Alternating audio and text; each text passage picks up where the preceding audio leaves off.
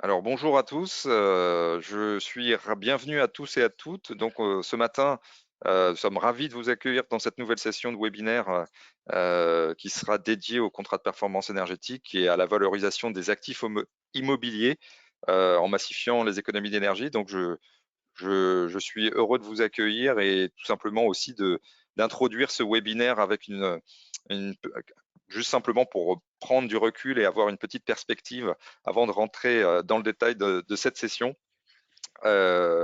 Parfois, le monde de l'énergie, on va dire, et le monde, en tout cas, du bâtiment de manière générale, parfois un peu chaotique et donne des signaux incohérents et parfois ce désordre nous propose des opportunités. En tout cas, c'est l'idée de ce webinaire puisqu'on va regarder ensemble une solution qui est tout à fait innovante à travers des solutions de tiers financement, de contrats de performance énergétique et en regard d'une action de performance énergétique que vous connaissez tous et qui est au cœur de l'actualité avec la GTB. Simplement, juste pour vous donner quelques éléments de contexte, on a tous été percutés la semaine dernière, ou en tout cas sur les 10 derniers jours, à travers des informations, des actualités quand même qui sont parfois rassurantes, parfois plutôt signe d'une stabilisation du cadre réglementaire, et puis parfois, malheureusement, qui sont plus déstabilisantes. Juste le premier côté positif, parce qu'il faut toujours commencer par les aspects positifs. Je pense que vous avez peut-être entendu parler que le fait que l'arrêté attendu de valeur absolue 6 dans le cadre du décret tertiaire qui est dédié au commerce est actuellement en consultation. On va revenir dans le cadre de cette session de webinaire sur ce point. Donc, c'est une forme de maturité réglementaire du dispositif éco-énergie tertiaire et c'est une forme de consolidation donc qui montre et donc un signal rassurant, presque stabilisateur qui vous offre en tant que maître d'ouvrage, en tout cas une forme de cadre réglementaire stable et qui arrive à maturité. Mais paradoxalement, et nous avons appris ça lorsque nous étions au salon Mixi de Lyon hein, et Alva System et Sofia, qui sont partie prenante de ce panel, étaient présents également à ce salon. Il se trouve que les fiches certificats d'économie d'énergie standardisées, certaines qui concernent le bâtiment tertiaire, notamment sur des fiches et qui contribuent donc au financement des travaux de performance énergétique, contribuent donc vont pour il y en a 11, vont disparaître. Et donc, d'ailleurs, nous avons fait un article à ce sujet. Je vous engage à aller regarder sur notre site internet pour plus de détails. Mais bon, la fiche GTB dont nous allons parler ce matin ne sera pas touchée. Bref, des signaux parfois contradictoires, mais qui sont cruciaux pour établir ce qu'on appelle le taux de retour sur investissement et qui est très importante pour déclencher ou pas les travaux de rénovation énergétique de vos bâtiments tertiaires. Donc, justement, dans ce contexte, la question du financement périn, clair, sécurisé est vraiment centrale et c'est exactement ce dont nous allons parler ce matin dans ce webinaire. Vous apporter des réponses concrètes sur les contrats de performance énergétique et sur les opportunités de financement, y compris dans cette période un petit peu incertaine. Donc, j'ai le plaisir d'accueillir pour cela deux intervenants de grande qualité. Donc, Stéphane Legentil, directeur général de la SOFIAC, acteur pionnier du financement du tiers financement, plus exactement. Bonjour Stéphane. Bonjour Arnaud. Et Maxime Duvauchel, qui est le fondateur d'Alva System, intégrateur de GTB innovante et qui nous montrera des exemples concrets de GTB installés. Bonjour Maxime. Bonjour Arnaud. Sans plus attendre, pour tout simplement aussi rythmer un petit peu ce webinaire, sachez que bon, je vais introduire rapidement qui est Sobre Énergie pour ceux qui ne le savent pas.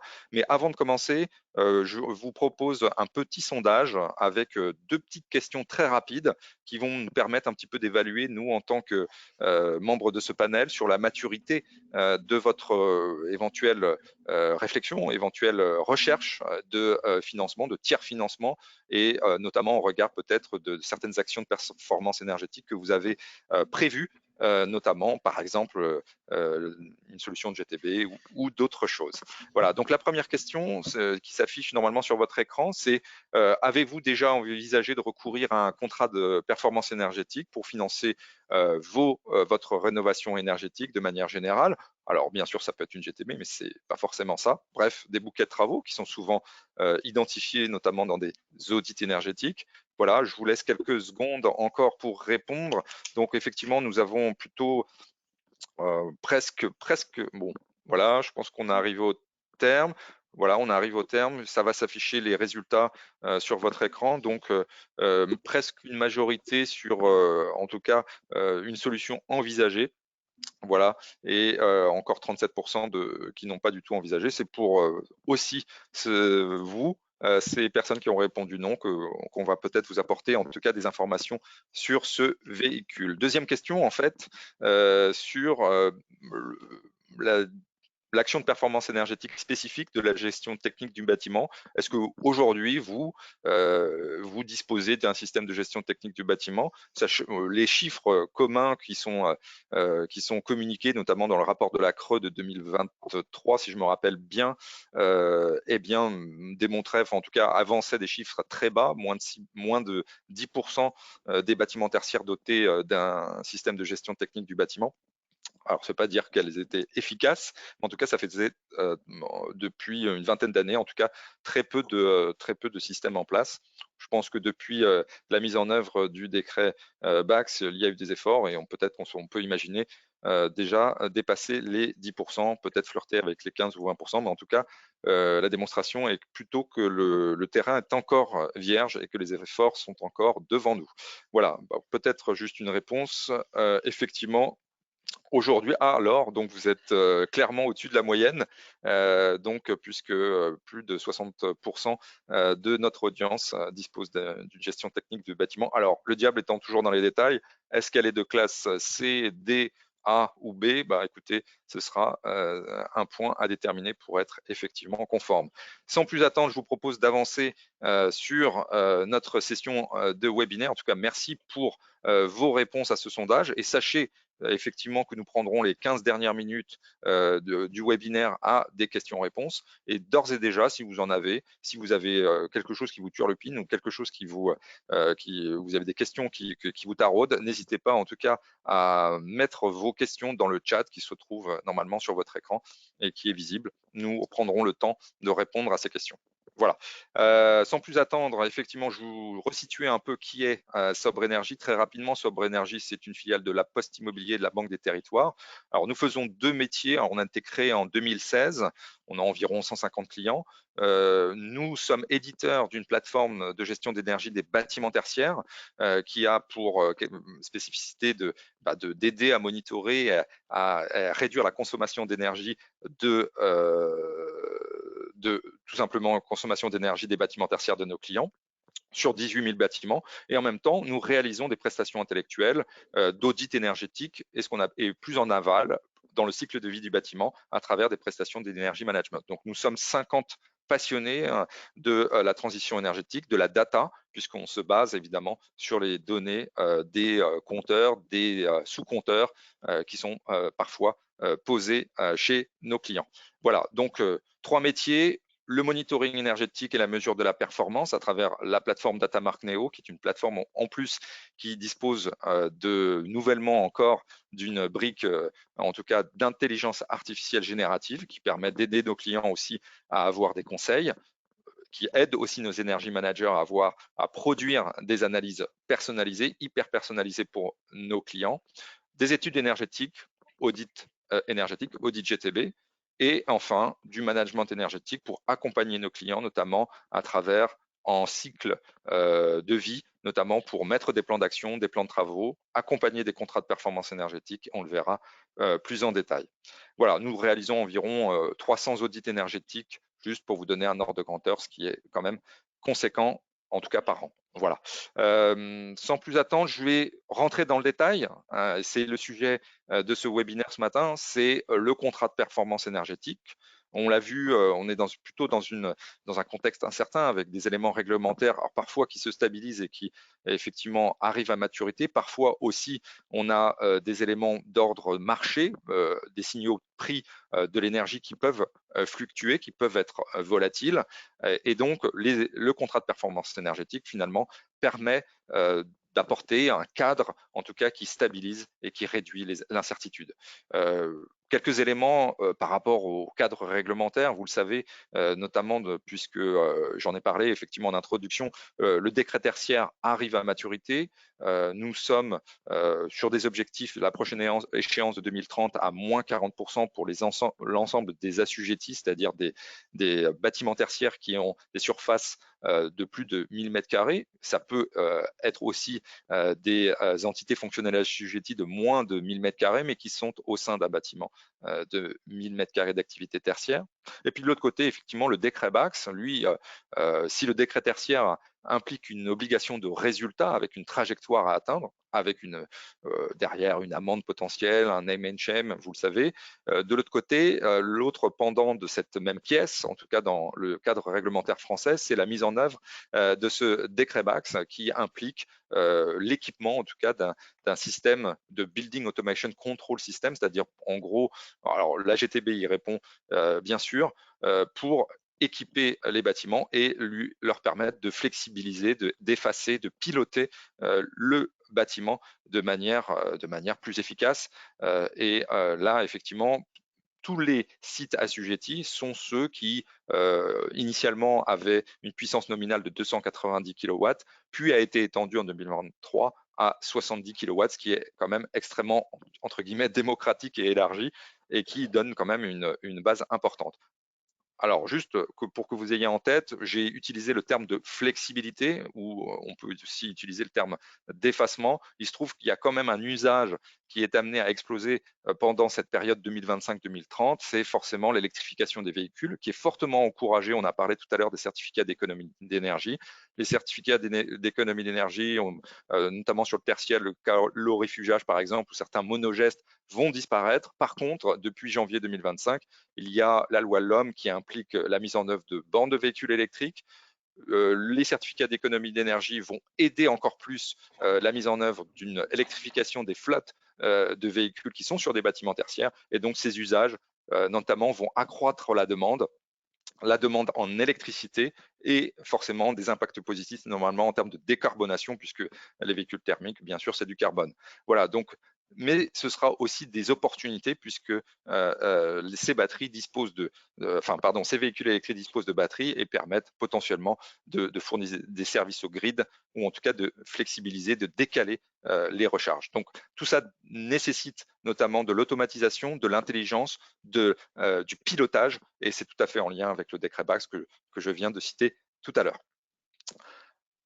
Alors, les éléments d'actualité, notamment par rapport au décret tertiaire, je l'ai cité tout à l'heure, la note finalement va devenir définitive pour tous ceux qui se sont inscrits dans le dispositif éco-énergie tertiaire. Au 31 janvier 2024, il y avait environ 50% des maîtres d'ouvrage assujettis qui avaient vraiment fait la démarche, fait les primo-déclarations, et là je parle du privé, du public, quels que soient les secteurs, et donc il y avait encore un certain job à réaliser. Je pense qu'aujourd'hui on doit peut-être approcher les 70%, il y a encore des maîtres d'ouvrage à embarquer. Il n'est jamais trop tard pour bien faire. En tout cas, sachez simplement que les notes deviendront définitives à partir donc de juillet 2025. Et le signe, en tout cas, qui montre que ça va vraiment se réaliser, c'est que le dernier arrêté qui concernait le secteur du commerce est en consultation et va être publié donc certainement fin juin 2025, ce qui montre que toutes les notes vont devenir définitives. Il y a déjà certaines catégories qui ont reçu les notes, notamment l'audiovisuel, l'enseignement primaire, enfin, vous voyez très bien la liste, et petit à petit, donc, tous ceux qui ont fait leur déclaration annuelle, la primo-déclaration, recevront ces notes avec cette fameuse trajectoire que vous voyez ici en bas, qui détermine si vous êtes bien orienté pour atteindre la trajectoire de 2030 ou si vous ne l'êtes pas. Évidemment, ces attestations seront affichées dans tous les bâtiments de manière publique et seront mises à disposition aussi d'un éventuel acquéreur si jamais vous avez une transaction ou si vous voulez libérer d'un asset. Donc, vous voyez l'impact que ça peut avoir en termes de valorisation de vos actifs, et c'est à prendre en considération, notamment dans vos due diligence et autres éléments de transaction. Voilà, donc évidemment, L'audit énergétique, c'est souvent une démarche préalable pour identifier les actions de performance énergétique qui seront finançables par un contrat de performance énergétique, puisque finalement, il faut avoir en tout cas une trajectoire globale, notamment par rapport au décret tertiaire, mais de manière spécifique, action de performance énergétique par action de performance énergétique. Évidemment, c'est l'audit énergétique certifié qui permet d'atteindre cet objectif. Le contrat de performance énergétique, c'est toujours deux acteurs, en tout cas le maître d'ouvrage, entreprise ou collectivité, un opérateur qui est spécialisé en services énergétiques. Alors on verra qu'il y a un rôle spécifique potentiellement avec le tiers financeur, notamment avec Stéphane qui nous expliquera ça. Les deux acteurs passent un contrat qui définit notamment un objectif de diminution des consommations énergétiques, donc de manière scientifique, en tout cas de manière la plus scientifique possible, notamment à travers un audit. Et là, ils vont désigner ces co-contractants, un tiers de confiance, par exemple Sobre Énergie, pour pouvoir justement certifier l'atteinte ou la dérive par rapport à l'objectif. Celui qui est co-contractant, c'est-à-dire l'opérateur de travaux ou l'opérateur en service énergétique, va être assujetti, évidemment, dans des comités annuels, va être bonifié ou sanctionné à travers ou pas le dépassement de cet objectif. Et il y a forcément une trajectoire d'amélioration continue, exactement comme dans le software, où on va essayer d'améliorer, identifier les dérives et essayer de corriger le tir pour tenir l'objectif de performance énergétique du contrat. Cette démarche globale, en fait, elle a des résultats, on le sait. Hein. On était la semaine dernière à Lyon, dans la région Aura, qui est peut-être la région qui a réalisé le plus de contrats de performance énergétique par rapport aux autres régions. Donc, il y a d'autres régions qui sont à embarquer. Bien sûr, la réduction de la facture d'énergie, la décarbonation du bâtiment, on l'a évoqué, la mise en œuvre, par exemple, de pompes à chaleur pour le chauffage, la ventilation, la climatisation des bâtiments tertiaires, et la valorisation de votre parc. On l'a vu que ça a des impacts potentiels sur aussi la dimension réglementaire du décret tertiaire, puisqu'il y a des objectifs, il y a une dimension de résultat, notamment dans le cadre réglementaire. Donc un CPE, c'est globalement, ça peut aller jusqu'à 30% en moyenne. En tout cas, c'est ce que dit l'Observatoire des contrats de performance énergétique. Et pour synthétiser, ce qu'on vient de se dire, c'est d'abord toujours une planification avec une phase d'audit. Alors, on ne peut pas forcément faire des audits sur l'ensemble de son parc, mais en tout cas, ceux qui sont les plus identifiés à fort potentiel de gisement d'économie d'énergie. On va identifier les APE pertinentes. Ensuite, bien, il y a une phase de réalisation des travaux qui sont issus notamment des audits. Alors nous faisons des audits digitalisés, ce qui permet ensuite d'avoir une traçabilité des KPI et des indicateurs. La mesure des résultats, post-travaux, avec pourquoi pas un module qu'on appelle chez nous module monde éco-performance qui permet d'identifier les objectifs versus les performances grâce aux travaux réalisés, et puis éventuellement l'ajustement et la correction à travers le plan d'action en cas de dérive ou en cas pour éventuellement tenir l'objectif du contrat de performance énergétique. Chez Sobre, nous, on monitore effectivement ces économies post-travaux à travers notre plateforme, et ce module qui est vraiment dédié au pilotage des économies des économies qui étaient promises à tenir dans le cadre du CPE versus la réalité des travaux et de leurs résultats. Je laisse la main maintenant justement pour faire le lien avec les actions de performance énergétique, les actions de performance énergétique qui peuvent permettre d'atteindre ces objectifs, soit dans le cadre du CPE, soit dans le cadre du réglementaire. Et notamment la GTB fait partie de ces actions de performance énergétique les plus efficaces. Et Maxime va nous apporter quelques éléments de retour d'expérience assez concrets. Je vous engage à poser vos questions, ou en tout cas à mettre des éléments dans le chat, si notamment sur la GTB et sur le tiers financement qui va venir, vous avez quelques questions. Voilà, Maxime, à toi. Bonjour à toutes et à tous. Tout d'abord, je remercie Sobre et Arnaud pour l'invitation sur ce webinaire. Pour me présenter en bref, Maxime, je suis le fondateur et président d'Alba Systems. En quelques mots sur moi, je suis peut-être un des rares qui n'est pas ingénieur dans le domaine de l'énergie, en tout cas des travaux et puis des installations. Je suis juriste de formation et financier. Donc, j'ai dû réapprendre l'énergie depuis zéro comme un débutant en passant par des modules type BTS CAP, chauffagiste, pour bien comprendre comment ça fonctionne. Et donc, le but, justement, là, ça va être de parler de la GTB dans le cadre du CPE, mais d'essayer de vulgariser et justement de gommer ce mot GTB pour entrer dans quelque chose de compréhensible par le commun des mortels. Ça va être tout le but de cela. Pour parler d'Alva Systems, en bref, donc Alva Systems, on est une entreprise technologique de services énergétiques. Qu'est-ce que ça veut dire? Ça veut dire que chez Alva, notre métier, c'est de piloter l'énergie des bâtiments avec toutes les technologies qu'on connaît. Et sur ce type de projet, donc on va rentrer un peu plus dans le détail sur ce que fait un système de pilotage énergétique qu'on appelle GTB en France. Nous assurons toutes les phases. C'est-à-dire que nous sommes en phase de conception-étude, même si nous n'avons pas vocation à remplacer un bureau d'études pour ceux qui nous écoutent, mais on a vocation quand même à conseiller, à aider dans ces phases-là parce qu'elles sont immensément importantes. On va être là en phase de travaux déploiement, bien entendu, en phase de maintenance exploitation derrière, parce qu'une fois qu'on a installé, pardon, sauf si le client ne le souhaite pas, nous, on n'aime pas partir, on aime assumer ce qu'on a installé et l'exploiter pour justement parvenir à des objectifs de réduction énergétique. Et enfin, on va aussi apporter, au travers de partenaires, des solutions de financement, au travers du C2E, du CPE, thème qui nous occupe aujourd'hui. Alva, en bref, on est présent sur, enfin bref, je vais en finir là-dessus, on est présent sur 4 pays européens aujourd'hui. Nos deux places fortes sont la France et l'Espagne. Très clairement aujourd'hui, on débute sur l'Est européen, un peu plus vers l'Est avec le Luxembourg et l'Allemagne. Et c'est une quinzaine de collaborateurs avec des références comme le ministère des Armées, le ministère des Affaires étrangères, Intermarché, Ikea, etc., etc. Voilà pour la présentation d'Alva Systems. Maintenant, rentrons dans le vif du sujet. Alors, c'est vrai que bon, j'ai j'ai shorté les références, Arnaud, en même Ah, temps que sur la première slide, donc on peut passer à la suivante, s'il te plaît. Euh, la GTB, en bref. Donc, la GTB, moi, j'aime bien l'appeler système de pilotage énergétique.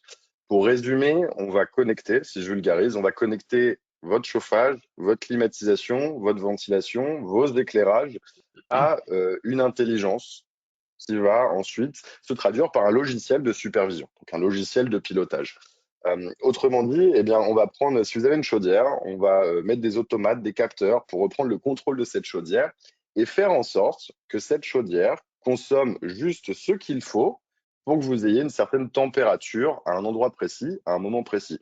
Donc dans des bureaux, pour qu'on ait par exemple 21 degrés de 9h à 18h, eh bien voilà, tout ce système va se mettre en fonctionnement. Cette intelligence va justement prendre l'information de la température dehors, prendre l'information de la température à l'intérieur et faire fonctionner la chaudière, ses départs, ses circuits, pour faire en sorte qu'on ait juste cette température avec la juste consommation d'énergie.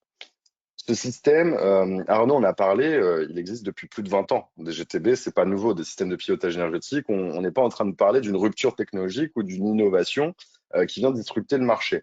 En revanche, les GTB qu'on installait auparavant, c'était plutôt des systèmes qui étaient destinés aux gros bâtiments, qui sont très importants, des tours à la défense, des bâtiments de 15 000 mètres carrés, parce que les équipements étaient d'une complexité que cela imposait forcément de mettre une intelligence pour que ces équipements se répondent entre eux. Alors, je ne vais pas rentrer dans un cours de CVC pour pas endormir tout le monde sur cette matinée, mais souvent, quand on a cette espèce de couple entre l'aérolique, la centrale de traitement d'air, qui a des batteries chaudes, batteries froides, et puis des unités de production de froid ou de chaud, bah là, on a des boucles, forcément, on avait besoin d'un trait d'union en fait entre tout ça pour dire, bon, bah, ça se déclenche quand j'ai besoin de telle température. Et donc, c'est ça, c'est cette intelligence-là qui existait déjà. En revanche, ce qui s'est passé, pourquoi aujourd'hui la GTB, on en parle de plus en plus, pourquoi on parle de classe, comme Arnaud l'a évoqué, eh bien tout simplement, vous avez le décret tertiaire, je pense que ça c'est quelque chose d'assez ancré. Tout le monde connaît le décret tertiaire, en tout cas dans le B2B, je veux dire dans les entreprises. Vous savez que vous devez réduire votre consommation d'énergie de 30%, 40% pardon, à 2030, et puis ensuite ça monte crescendo. Eh bien, le décret BAC, ce n'est qu'un pendant du décret tertiaire, et ce décret BAC, il vient de dire en France que les bâtiments d'une certaine puissance, qui ont été cités par Arnaud, je ne vais pas revenir dessus dans le détail, sont dans l'obligation d'installer ce système pour rationaliser, réguler leur consommation énergétique. Mais c'est un outil du décret tertiaire, la GTB. C'est un outil, c'est votre pilote. C'est celui qui va venir prendre en contrôle tous vos systèmes techniques et permettre de mettre en place des règles de fonctionnement qui vont optimiser votre énergie. Et donc, on a ce cadre réglementaire qui vient nous imposer cela Et on a eu un fort démarrage quand même depuis, je dirais, il y a 2 ans à peu près, parce que tout simplement en France, on en parlait aussi en intro de ce webinaire, on a eu une bonification C2E. Une bonification C2E qui a permis d'installer ce système parfois pour 0 € dans certaines conditions, assez rares normalement, et parfois avec quand même des prises en charge de 50 à 60%. Donc forcément, ça a motivé tout le monde et ça a créé ce petit coup de boost. Et je reviens sur les chiffres d'Arnaud, on était à 10% avant et aujourd'hui, on est monté même 13%, je crois, en 2015. Aujourd'hui, on est à 15%. Donc, le bilan, il est qu'on a pris 2%, mais la vérité, c'est qu'on est resté quand même sur les gros bâtiments d'antan et que maintenant, le challenge pour ces systèmes de pilotage énergétique, ça va être de s'adapter à des tailles de bâtiments qui vont être petites et moyennes. Et ça va être le plus important parce que aujourd'hui, la majorité des fabricants ne sont pas encore prêts à équiper des bâtiments qui font 500 mètres carrés, 1000 mètres carrés. C'est souvent très cher, difficile de trouver des rentabilités. Et donc, le challenge va être ici. Et pourquoi le challenge va être ici? Parce qu'en fait, la GTB, on la distingue en 2 niveaux d'installation. Pour revenir un peu plus sur le concret, comme je l'expliquais, on a en haut le logiciel, la supervision. Donc là, on a différentes marques que certains connaissent, Niagara, on a Siemens, on a Schneider, etc. Donc ça, c'est le logiciel. C'est la partie visible de l'iceberg, je dirais, pour l'exploitation. Et puis, surtout quand on est propriétaire, gestionnaire d'actifs, c'est la partie visible de l'iceberg. Et puis, la partie non visible, qui est ce qu'on appelle la couche basse, le deuxième niveau d'installation, où là, ça va vraiment être de l'automate, du capteur, des travaux CVC, des travaux de chauffagiste, des travaux d'électricien pour installer cela. Et c'est ça qui représente un coût CAPEX important, en fait. Donc, un investissement qui est assez important. Parce qu'en effet, tout ça, il faut que vous imaginiez, quand on pilote des équipements importants comme des chaudières en cascade, il faut mettre un automate, mais il faut le paramétrer, l'automate. Puis l'automate, il faut câbler, etc. Enfin, ce sont des travaux.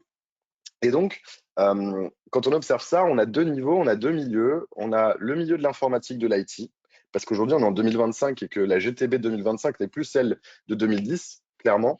Parce qu'aujourd'hui, on parle d'IA, on parle de flexibilité, on veut prendre des signaux du marché, enfin, du réseau électrique national pour adapter les équipements et le fonctionnement de nos équipements.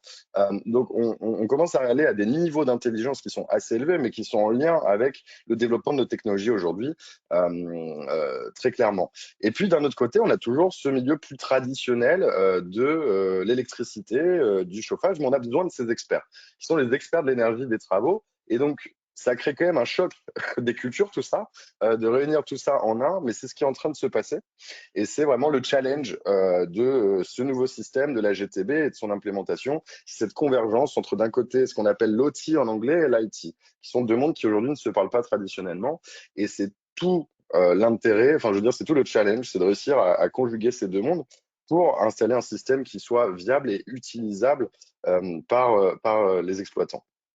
Et donc, ce système, une fois qu'on l'a décrit un petit peu, je reviens sur le coût, la problématique du coût. Parce que d'ailleurs, la réglementation dit quelque chose de très important, c'est qu'elle dit, si vous n'avez pas de retour sur investissement à moins de 10 ans, vous n'êtes pas obligé d'installer un système de pilotage énergétique selon le décret Bax. Et donc ça, c'est une composante importante. Il y a cette dimension forcément héroïste de retour sur investissement.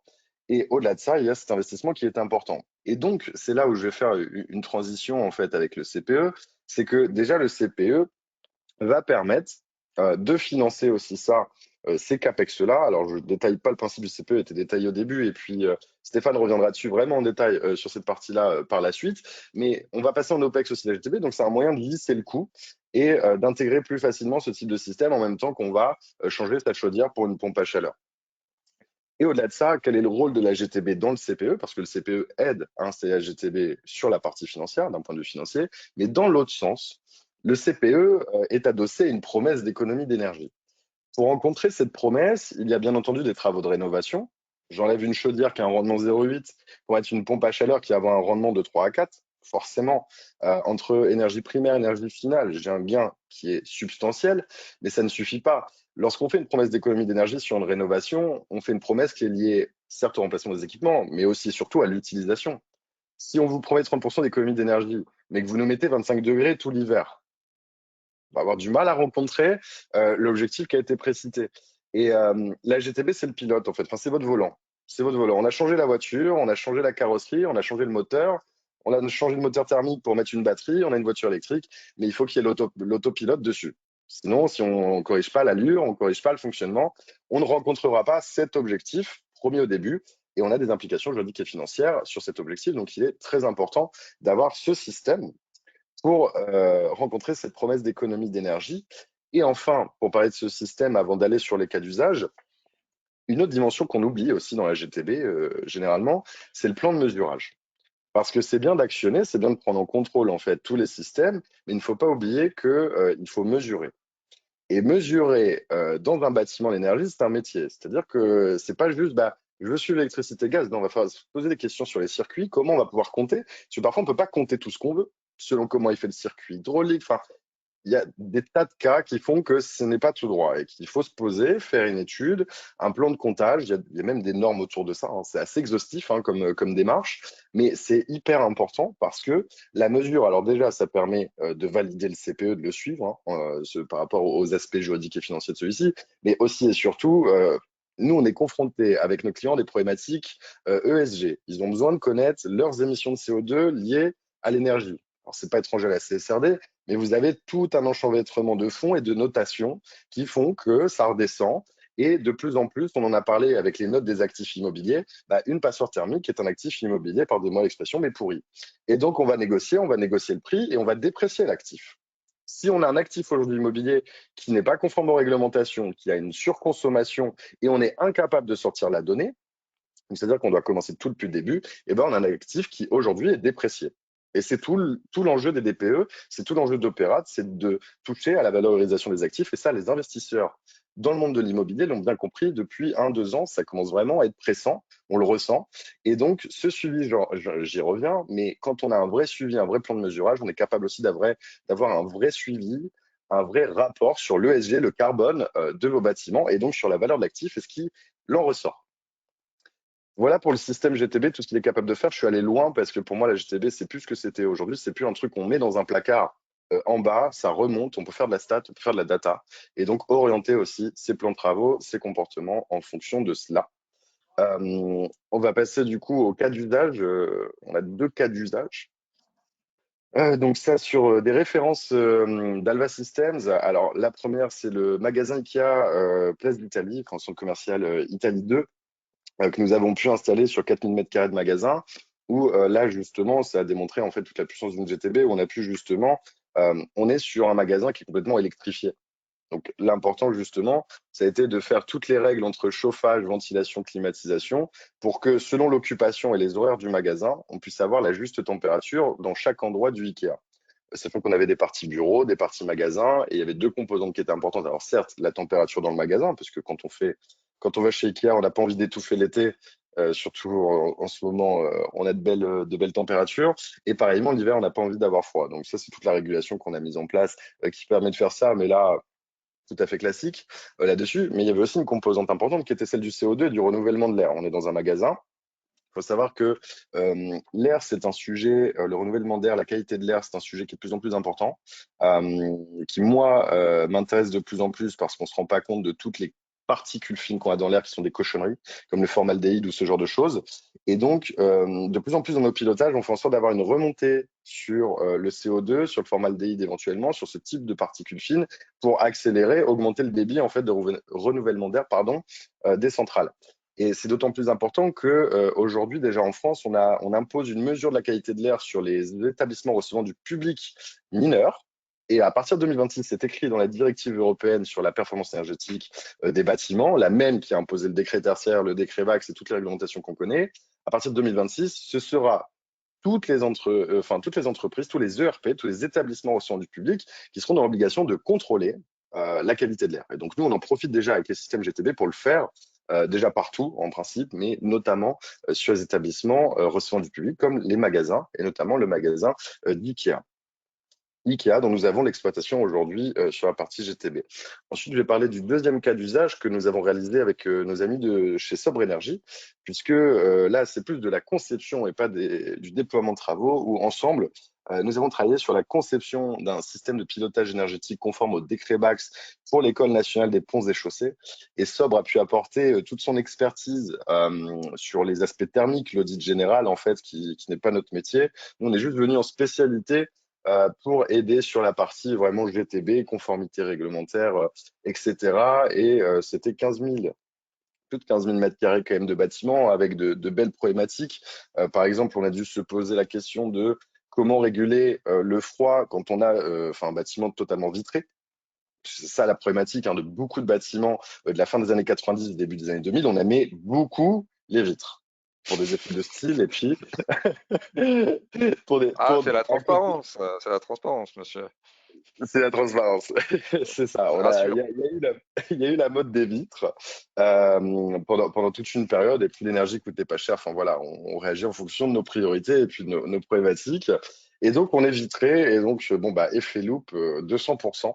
Et donc pas évident, mais c'est toutes ces questions qu'on a pu se poser et c'est là où on a compris que l'approche finalement de la GTB aussi en un sens. Et ce qui est intéressant, c'est que c'est pas, il faut pas regarder ça de manière isolée. J'en terminerai là-dessus, c'est que ça prend son sens dans tout un ensemble de choses. Il faut comprendre l'enveloppe du bâtiment, ses équipements, l'occupant aussi, c'est ça qui est très important, c'est qu'il faut parler aux occupants, parce qu'il faut parler aux utilisateurs finaux et à ceux qui ressentent les éventuels inconforts ou conforts de la partie thermique du bâtiment, du chauffage et de la climatisation.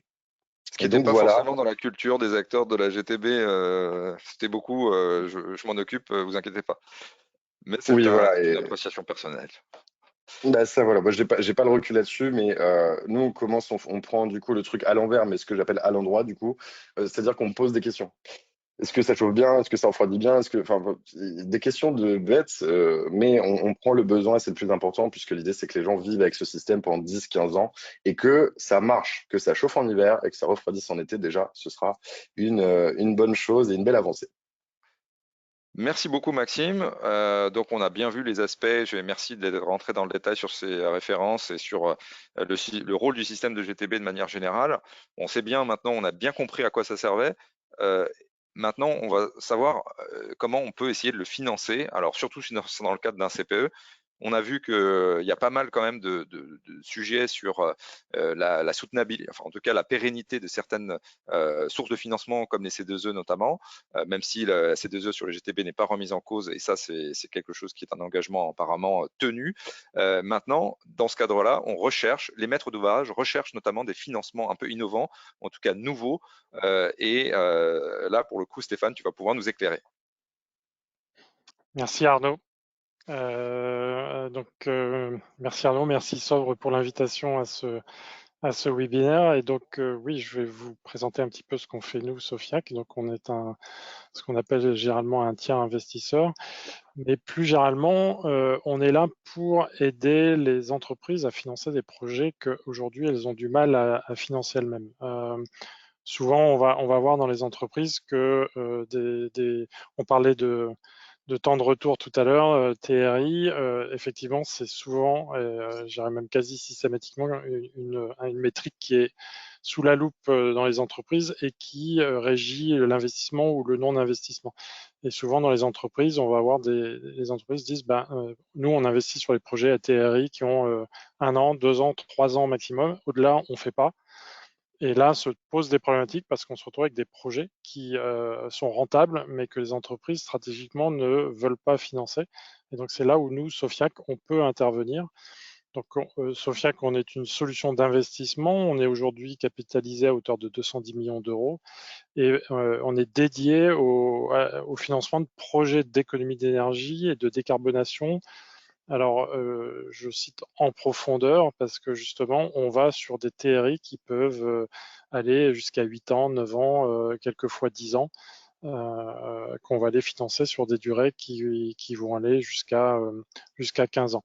Le principe de Sofiac, c'est qu'on va investir 100% des coûts du projet, donc cela ne coûte rien du tout à nos clients.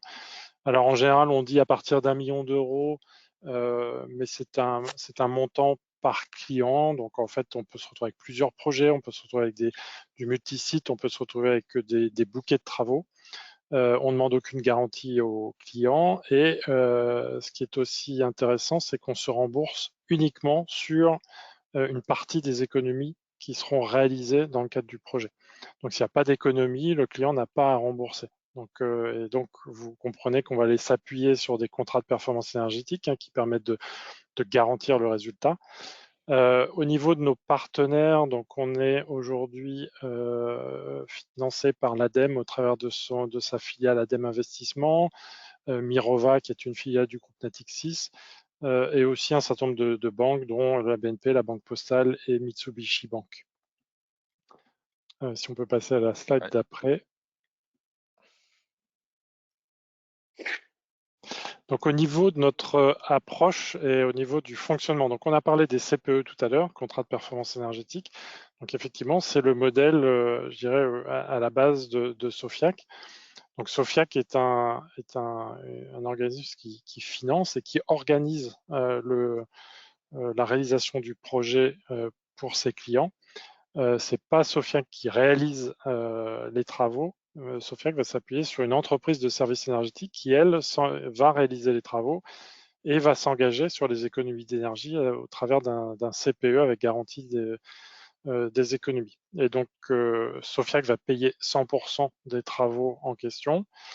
Et de l'autre côté, on signe également avec nos clients un CPE qui, lui, est en partage d'économies. Et donc là, le client s'engage à partager avec Sofiac une partie des économies d'énergie qui seront réalisées et qui permettent donc à Sofiac de rembourser son investissement qui a été fait pour les travaux.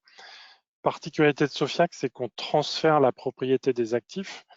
C'est-à-dire qu'on ne garde pas les actifs qu'on finance, on les transfère à nos clients immédiatement à la réception des travaux. Alors ça, c'est un intérêt, c'est intéressant parce que ça nous permet d'investir sur tout type de travaux, y compris des travaux qui font partie du bâti. Donc typiquement, quand vous voulez changer des menuiseries, vous voulez faire de l'isolation, c'est pas concevable de dire que c'est un tiers qui garde la propriété de l'isolation. Donc en fait, avec Sofiac, ça nous permet d'investir sur ce genre de travaux, mais évidemment sur tout autre type de travaux, dont la GTB, bien entendu, hein, qui est souvent moteur au niveau de tout ça.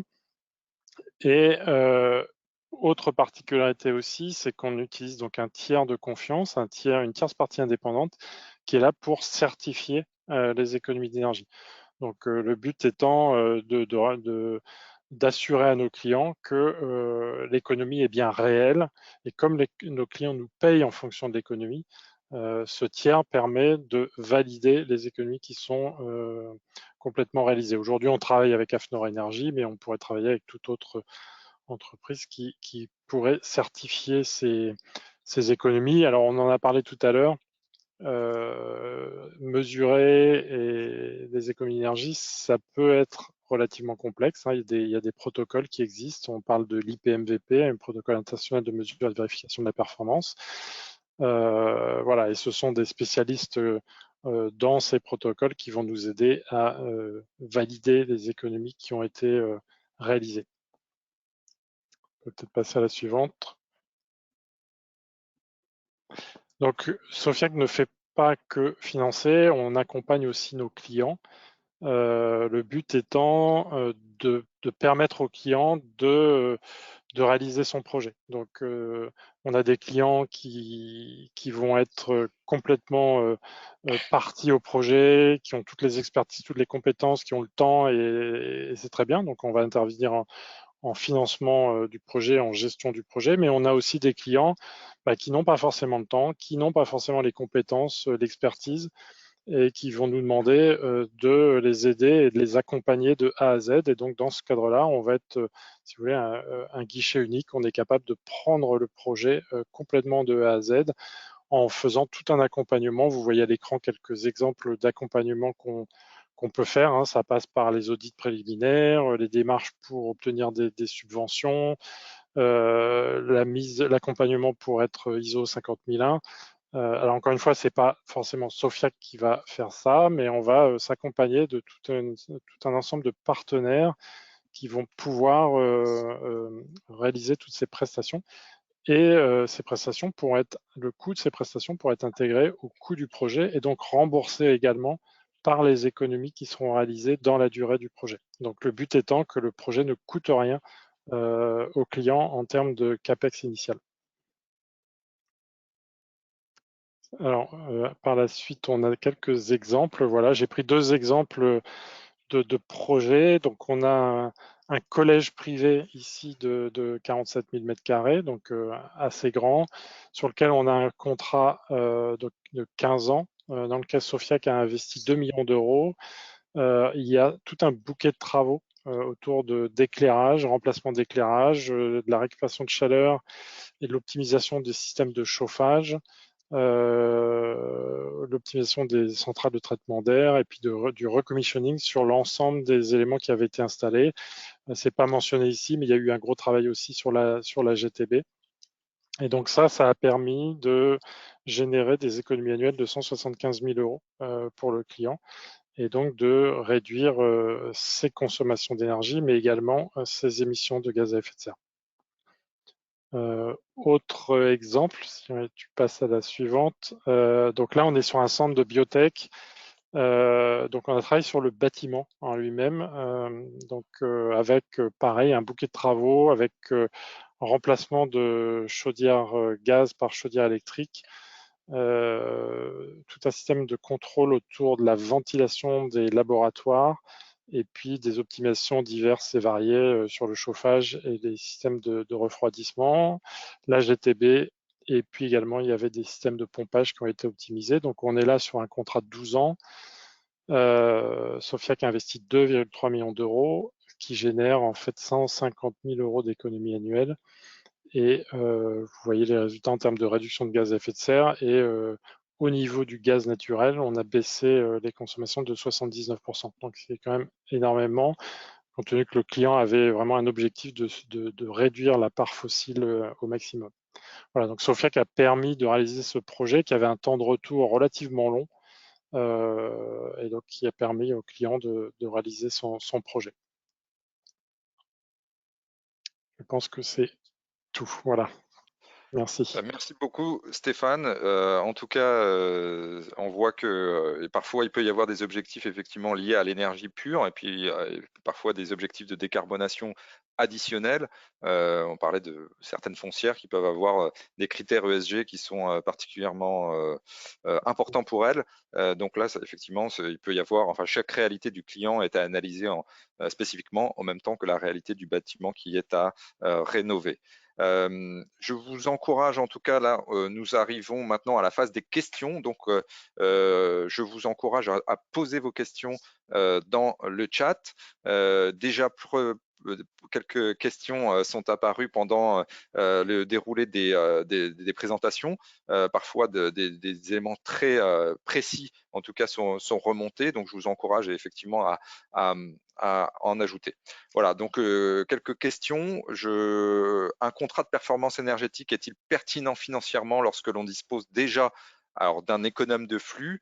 Une question de Mathieu. Donc là, je veux juste apporter une réponse. Alors, il me semble que si vous utilisez le terme économe de flux, il me semble que vous êtes peut-être sur une collectivité locale.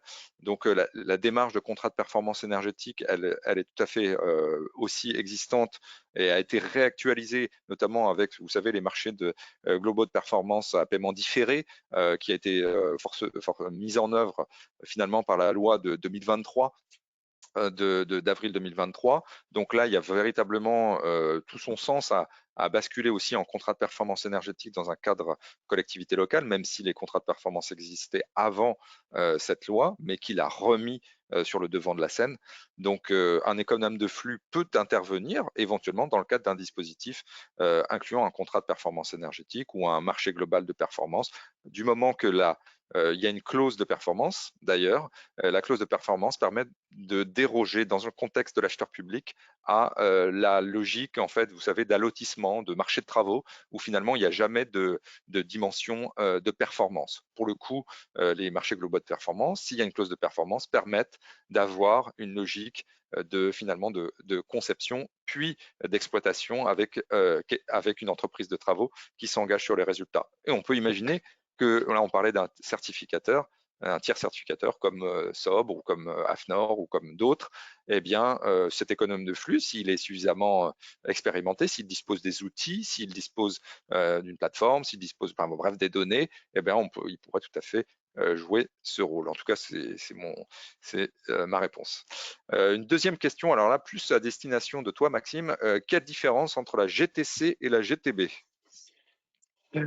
C'est une question commune Ouais, là-dessus. Bah, c'est récurrent. écoutez, GTC, GTB, bon, pour GTC, ça veut dire gestion technique centralisée, GTB, gestion technique du bâtiment. Il n'y a pas de définition arrêtée si on parle de juridique, si on veut se référer au décret Bax, etc. On n'en parle pas de cela. Moi, je vais donner mon avis perso, comment nous, on distingue la chose. Pour moi, une GTB, c'est le système centralisé qui reprend tous les équipements techniques cités dans le Bax. Donc, c'est-à-dire la GTB, c'est le système centralisateur qui reprend chauffage, climatisation, ventilation, éclairage et comptage. Une GTC, ce serait par exemple juste un pilotage sur l'éclairage isolé en DALI, ou ce serait par exemple la console Daikin qui reprend toutes les pompes à chaleur en fait des chambres d'un hôtel et tous les ventiloconvecteurs. Bah, ça, c'est une GTC. Et généralement, on reprend des GTC pour les connecter à des GTB. Enfin, si je comprends les termes, on va reprendre des GTC et les centraliser pour en faire une GTB. Donc, voilà comment on fait ça. La GTC, ce serait une régule qui centralise un ou deux systèmes, mais pas tous les systèmes, alors que la GTB, ça va être le système qui va centraliser l'ensemble des équipements. C'est intéressant ce que tu dis là, Maxime, c'est-à-dire que finalement, tu peux être un maître d'ouvrage qui dispose d'une GTC, mais tu ne remplis pas les obligations du BAX. D'ailleurs, le BAX Mm, n'utilise pas le mot GTB, mais mm, mm. potentiellement, tu peux capitaliser quand même. Tu n'as pas forcément à déposer ta GTC sous réserve de l'interopérabilité que tu as mentionnée entre GTC et futur GTB. C'est exactement ça. C'est exactement ça. Et généralement, ceux qui ont des GTC qui sont récentes ou moins, mais qui sont ouvertes, bah, le coût est bien moindre d'installation d'une GTB, puisque on a déjà une première centralisation en fait de chaque système. Et donc, à partir de ces centralisateurs, si je vulgarise au niveau des termes, on peut reconnecter ces centralisateurs à la GTB. Et donc, généralement, les coûts sont bien moins élevés dans ces cas-là. Très clair. Troisième question. Alors, bon, là, c'est une question un peu générique. Quel type de techno mettez-vous en place pour tendre vers les 40% les moins 40%, je suppose, du décret tertiaire? Là, pour le coup, chaque bâtiment a sa propre réalité. Maintenant, il y a bien sûr un effort qui peut être potentiellement. Alors, ce qui revient, on va dire, dans le top 3, c'est quand même globalement la GTB quand même qui fait partie de ce top 3. Il y a forcément un travail sur les ouvrants, généralement, puisque Stéphane le mentionnait, les menuiseries, etc., les ouvrants, la déperdition par le toit, c'est toujours ces éléments récurrents qui sont importants, les déperditions par les ouvrants, les ouvertures par le toit. Et puis après, ensuite, il peut y avoir d'autres actions, déjà des actions de performance énergétique qui ne nécessitent pas de travaux. On n'y pense pas suffisamment, mais pour le coup, ou peu de travaux, c'est-à-dire que on peut modifier des réglages, on peut faire une rétrocommissioning compris sur des GTB ou sur des GTC. On peut aussi doter ou ajuster en ajoutant des vannes thermostatiques. C'est pas très coûteux et si elles sont pilotables éventuellement avec une GTB ou une GTC existante, tout ça, c'est des retours sur investissement à très court terme. Et puis après, il y a la dimension comportementale également. Est-ce que Sofiac a déjà réalisé ce type de projet avec un maître d'ouvrage public? Alors oui, donc voilà, c'est pour toi, Stéphane. Oui, alors pas encore. En fait, dans le secteur public, il n'y avait pas jusqu'à avant 2023, il n'y avait pas vraiment les outils permettant du tiers financement. Ce qui est arrivé avec la loi que tu as mentionnée, Arnaud, avec les marchés globaux de performance à paiement différé. Donc, qui permettent maintenant aux acteurs publics de lancer en fait des appels d'offres et donc de faire appel à des acteurs comme Sofiac pour financer des projets, leurs projets en fait. Alors, il n'y en a pas encore beaucoup. Ça a été lancé en 2023. Nous, on suit ça de très près. Il n'y a pas encore eu énormément. Ça reste un nouvel outil. Et donc, il n'y a pas encore eu énormément comment dire, d'appels d'offres qui sont sortis. Je mentionnerai pour les personnes intéressées du secteur public, il y a une association qui s'appelle ACTI ou ACTE, qui aide les acteurs publics justement à lancer des projets comme ça. Donc n'hésitez pas à aller voir parce que ça serait pas mal qu'il y ait un peu plus de projets publics en MGPPD qui sortent. Oui, effectivement. Donc, on avait d'ailleurs fait il y a à peu près un mois un webinaire avec un représentant de Acté sur justement la mise en œuvre des MGP-EPD. Vous pouvez tout à fait aller dans le centre de ressources sur le site de Sobre et retrouver éventuellement, pour plus d'informations, des détails sur le MGP-EPD et notamment des best practices, des meilleures pratiques. Un long commentaire de Yves qui disait, comme le disait Maxime, l'intégration donc IT et OT est décisive. Pourquoi prise en compte de signaux, d'évolution de l'usage, etc. Juste pour sa question, c'est cette intégration ne se fait pas au niveau de la GTB, mais du système d'énergie management. Est-ce qu'elle est manuelle ou automatisée? Intégration avec des systèmes de gestion de patrimoine, travaux, GMAO, EM, conformité, gestion locative et des exploitants. Donc, il y a pas mal de questions. Donc, en gros, si je résume son point, c'est cette intégration avec les signaux d'évolution de l'usage, de l'actif, des prix, voire flex ready. Est-ce que ça se fait au niveau de la GTB ou du système d'énergie management? Alors, je crois que tu as fait des expérimentations avec Tilt, notamment. Est-ce que tu... Il y a plein de choses. Ouais. Ouais. Déjà pour EMS, GTB, EMS, donc Energy Management System, qui sont plus des solutions en fait de suivi énergétique pour que tout le monde comprenne bien le terme, etc. Donc c'est ça le EMS. Je suis d'accord, en effet, sur la GTB, on va pas retrouver toutes les données qu'on veut. Par exemple, conversion carbone, suivi des coûts, etc. C'est pas forcément sur la GTB qu'on va le retrouver, même si nous, chez Alva, on milite depuis pas mal de temps pour une fusion des deux mondes, parce qu'on comprend pas la dichotomie, en fait, elle n'a pas de sens. On pourrait mettre ça dans le même environnement logiciel. Après, on arrive sur un secteur qui, voilà, qui évolue, ça prend du temps, je l'entends. Et puis, on a des acteurs historiques, etc. Donc, ça va pas bouger en quelques mois, ça prendra du temps. Mais oui, alors sur la partie EMS, on va plutôt suivre la consommation énergétique, le carbone, les alertes, ce type de choses, pour faire des connexions avec la GMAO. Mais toujours est-il que pourquoi je ne distingue plus les deux, c'est que quand on va être face à quelqu'un qui a besoin d'une GTB, enfin un gestionnaire d'actifs, un propriétaire d'actifs, il va nous parler de ses problématiques. Il va dire, bah, moi je veux le carbone, je veux ça, je veux ci. Donc on part du besoin EMS plus EMS, mais pour que l'EMS puisse afficher ça présuppose qu'en bas, la GTB soit prévue et conceptualisée et bien connectée de telle sorte à ce qu'on ait cette remontée de données.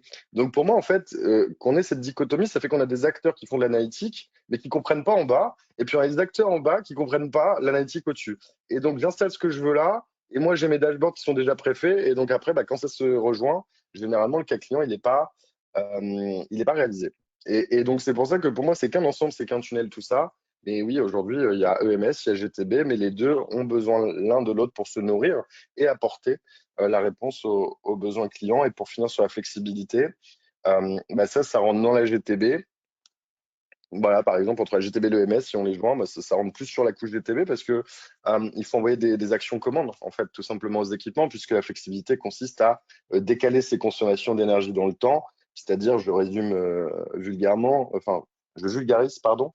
Je vais préchauffer à 5 heures mon bâtiment, et puis à 7-8 heures, quand je suis en heure de pointe, je désactive le chauffage, et je sais qu'avec l'inertie du bâtiment, je vais garder mes 20 degrés pendant 2-3 heures. Enfin, c'est ça les commandes. Donc ça tape sur la GTB directement et ça demande une interopérabilité. En effet, Tilt fait un pilote sur deux bâtiments que nous avons équipés, deux hypermarchés. Et voilà, c'est en cours. On va voir un peu ce que ça donne. Mais voilà, donc aujourd'hui, c'est deux couches logicielles, mais pour moi, c'est qu'un ensemble, sinon ça n'a pas de sens.